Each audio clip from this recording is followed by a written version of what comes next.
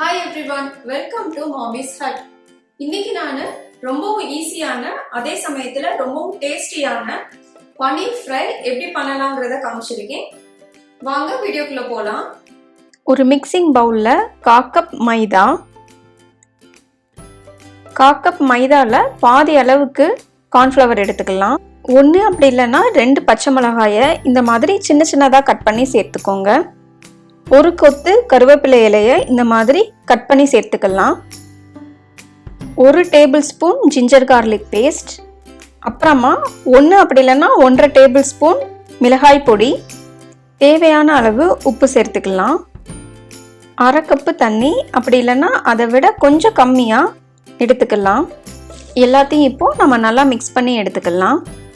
நான் சொன்ன அளவு மைதா கார்ன்ஃப்ளவர் போட்டு பன்னீர் ஃப்ரை செஞ்சு பாருங்கள். ரெஸ்டாரண்ட்டை விட ரொம்ப டேஸ்ட்டாக வரும். இந்த மாதிரி ரொம்பவும் கட்டியாக இல்லாமல் ரொம்பவும் தண்ணியாக இல்லாமல் மீடியம் திக்னஸில் எடுத்துக்கலாம்.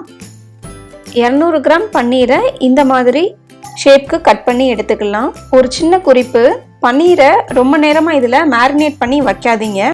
அந்த மாதிரி பண்ணால் பன்னீரெல்லாம் நமக்கு ஈஸியாக உடஞ்சிரும். ஸோ நீங்கள் டிப் பண்ணிவிட்டு உடனே ஃப்ரை பண்ணிடுங்க.